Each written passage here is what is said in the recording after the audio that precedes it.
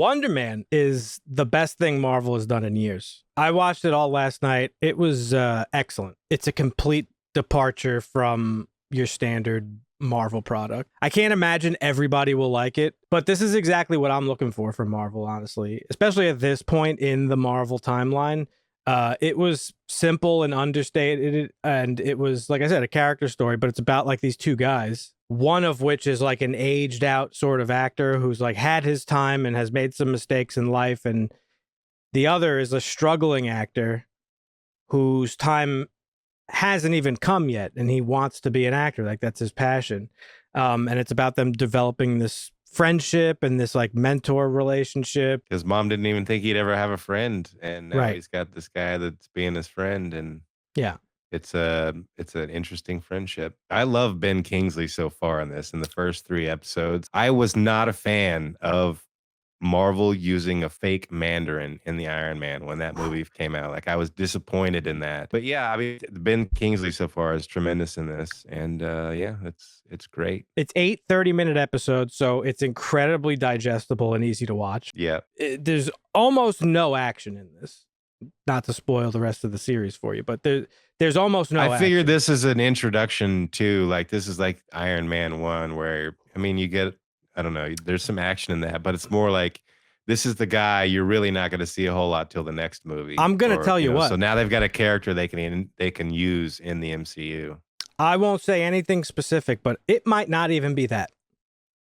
Oh, and really? that's great. There's no real like CGI, crazy CGI effects. Like, that's the one thing, you know, we complain about a lot. You have a show that like starts out good, like let's say like Moon Knight, and then all of a sudden it just goes off the rails, and you have 2 giant CGI kaijus fighting each other in Egypt. Like, that is never mentioned ever again. This is not that, and it was so good because of it. The acting is fantastic, as you're seeing already. The 2 leads have amazing chemistry. They're so funny together, especially Ben Kingsley. He's hilarious. Yeah. It's heartfelt, and it just like nailed everything. But yeah, this is what I want from Marvel going forward. Like, just give me simple stories about characters that may or may not have anything to do with the grander MCU. Well, that's your complaint about Star Wars too. In large part. This is a story, as far as I could tell, just about a guy in the Marvel universe, but not necessarily connected to the MCU. You know what I mean? It was a real breath of fresh air for Marvel. And ironically, I don't know if they thought it was going to be a failure, or if they thought nobody was going to be interested in it, or if they just decided to like spend all their time marketing Doomsday. This show has gotten no marketing. They threw it all out on in one shot. My biggest complaint about the Marvel Civil War is they kind of just like, they're like, all right, that's the Civil War, it's over. Yeah, they fought. Right. Cool. Yeah. Like, you could have made 6 or 7 miniseries that were 4 to 8 episodes long of each character dealing with, like, which side am I going to choose? Like, this is a tough, you know. Yeah. I would have watched all that shit and loved it. But yeah, this is the type of shit I want to see, Marvel. This is it. Give us this. It's just too much, you know? Like, you can't have everything you make be a lead into the next thing and the next thing and the next thing, and have it be essential viewing for this thing and that thing. It's just too much. Your audience is telling you that they're tired of it. Your audience is telling you that your product has become worse for it. And so try something new.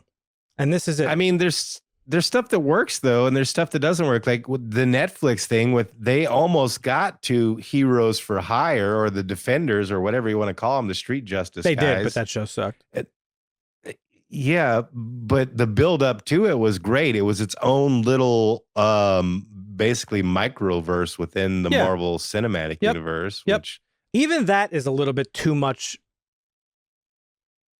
from what I want to move away from. I don't want any connection to the MCU. He has powers, right? Sure, yeah. Okay. I don't know. The show doesn't confirm this, so don't take this as a spoiler. It's not. This is just my slight speculation. They don't explain his powers at all. They just tell you he has them from a child. Leads me to believe that he's a mutant. Well, yeah, he seems to at least radiate a sonic wave of some sort. Right. But I'm saying they don't explain it, that he didn't get like dipped in chemicals or there was no accident, there was no experiment. He just has them, and it seemingly was born with them since he's had them since a child. So, all right, maybe, possibly, but mutants generally don't get their powers. They're born with the mutant gene, but it's not until puberty that they start showing their powers or some traumatic experience. Right. So, but what I'm trying to say is that that even doesn't matter. I'm just saying that, like, I just think he's a mutant. Because you just know that something happened in his childhood because of his powers, and his family covered it up. That's what the show is. It's him covering up the fact that he has these powers because he wants they're to hiding history. You can tell that like the mom opens up a little bit to Ben Kingsley in episode 3, but you can tell they're hiding stuff. So what I think this is doing is this is slowly introducing the concept that like mutants exist. I see where you're going. Yeah. Mutants don't necessarily out themselves that often. Gotta stay in the closet. Yep. Gotta hide yourselves. Can't be. Yep. You're abnormal. People will react weird, awkwardly. It's dangerous. And so this show, these 8 episodes rather, is just a story of a man who's a capstone to a broader storyline of people aren't going to accept this. But he may or may not appear again, is my point. Oh, okay. And I think that's cool. That it's just a story about a man in this universe, and that's that. I'd be okay with that too. I'm totally fine with them not overusing characters. I hate the fact that they've used some great characters and haven't reused them, and they overuse some other characters. So like there's no reason that this show would have like should have ended and been like, you will see Wonderman will return, and like there's no reason for that. So that's all I'm saying. Whether he comes back or not, I don't know. But it's just a good story. It's just a good character story about. I'm looking forward to finishing it. This friendship, and I didn't spoil anything, so nice. And there's really nothing to spoil, to be honest. So I mean, that's it. Right. But yeah. So great show. Wonderman really surprised me. I was hearing great things about it, and it didn't disappoint. I was very, very, very, very, very pleasantly surprised by it. Very good. And this guy, this actor, I'm gonna butcher his name. Yahya Abdul Mateen II.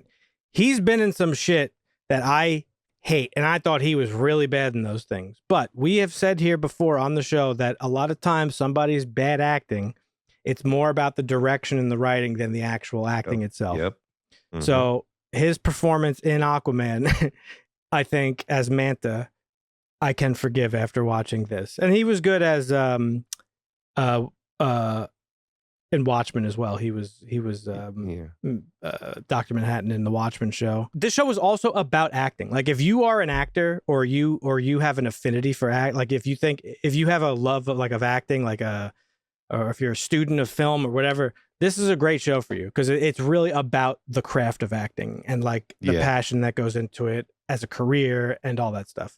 There you have it, folks. There's our thoughts on Wonder Man. But what do you think? Leave a comment down below and let us know. Is it the best thing Marvel's done in years, or is it just forgettable? If you enjoyed the video, leave a like. It helps us out quite a bit. And if you have not done so, consider subscribing. We do this once a week where we get together and talk about movies and TV shows that we're watching. In fact, my favorite movie of the year was Superman. So if you like comic book movies and you want to hear our thoughts on that movie, go ahead and click that video right there.